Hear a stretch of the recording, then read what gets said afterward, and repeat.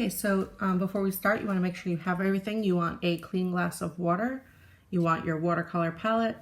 You're going to want 2 brushes, one that's slightly bigger that you'll use for mixing and larger washes, and one that's a little more fine tipped for when you're doing fine art or more precise brushes. And then you're also going to obviously need your watercolor card.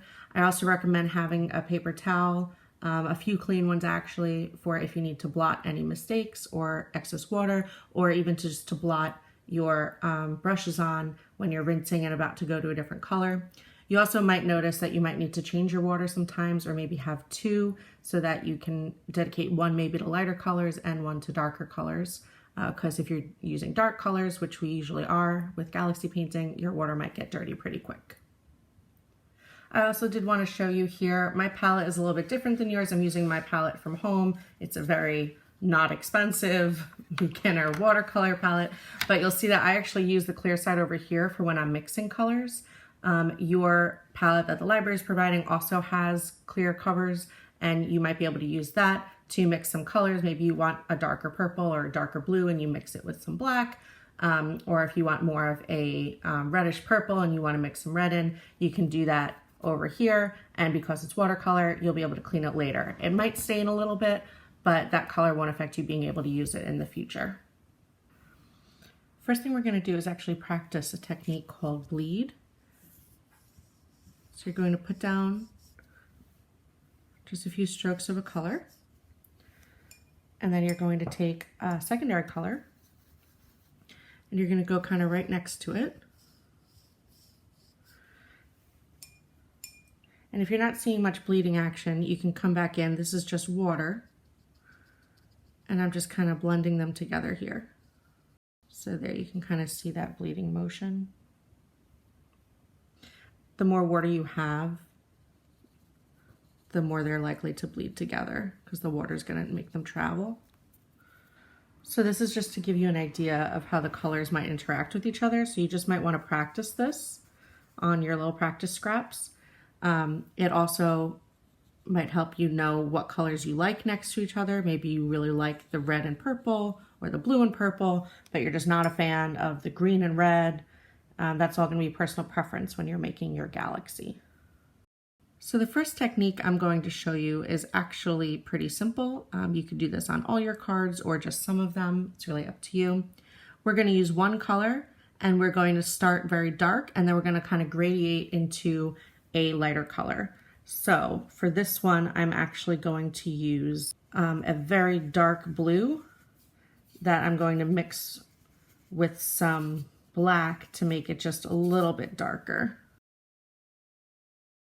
I actually want to start with a pretty dark pigmented version of my color. And I'm going to kind of just do most of these in a rough circle.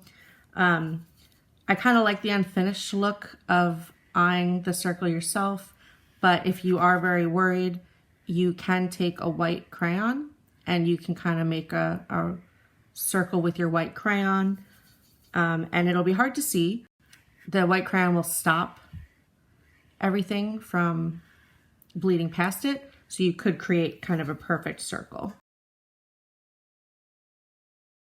Okay, so now I'm going to add the same color but a little lighter.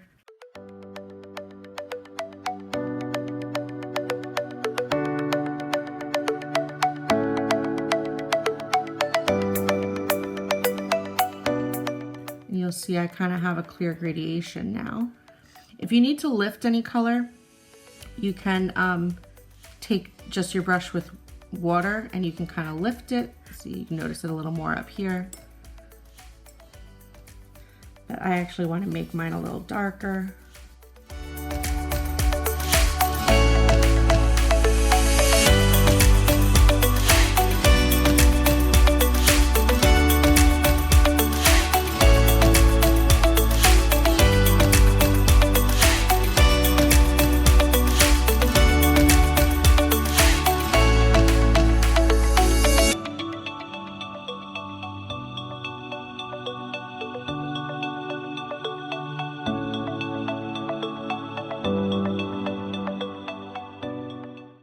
Okay, and now I'm just going to kind of use my brush with some water to just add some texture in here so that I have a little more clouds looking, like how you might see in a nebula, just to take some of the color away.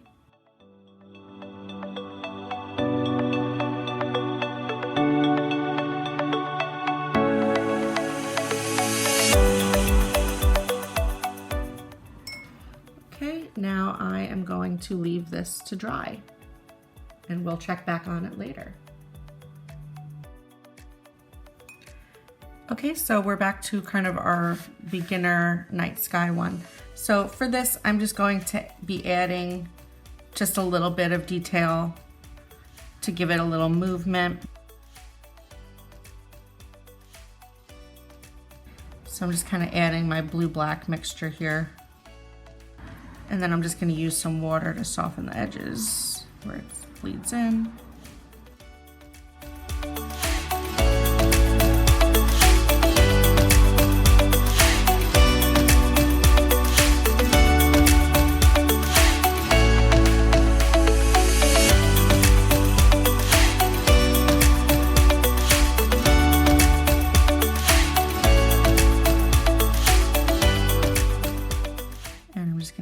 Some darker areas up here.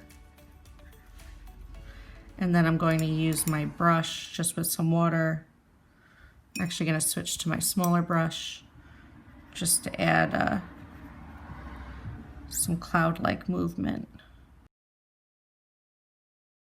So I'm drawing some of my dark down, some of my light up. Winding my circle a bit so I get different looking layers up there. Okay, and then now I'm going to let this one sit, and when we come back we'll add our stars. Okay, so now comes the fun part. So we're going to add our stars, and I'm actually using my big brush for this. I actually want it to have a lot of white, but I don't want it to be too wet because we do need these to be opaque. I'm just going to add my water glass to help hold the card down. Now what I'm going to do is I have my white brush here and I have my other brush, and I'm going to tap the brush that has white on top, and you'll see I'm getting little white stars. If you need to, you can always get more. If you want them a little more translucent, you can get more water. And remember, these are white. You can add as many or as little as you want, but it is white, and so you can protect the rest of your paper if you like by covering it and doing some cutouts or something. But I just find that because it's white, I can just take a paper towel and kind of get rid of those. Okay, and now what I like to do when I'm done with this part is go in with my fine brush and just make some of them, spread them out a little. So I get more of like a star shape. You don't have to do this.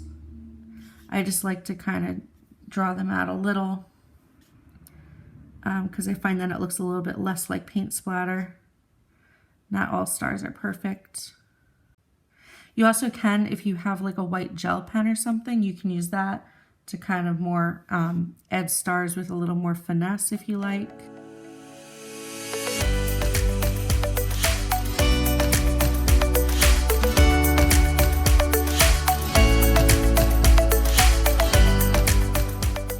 So there are my stars, and I'm just going to gently wipe around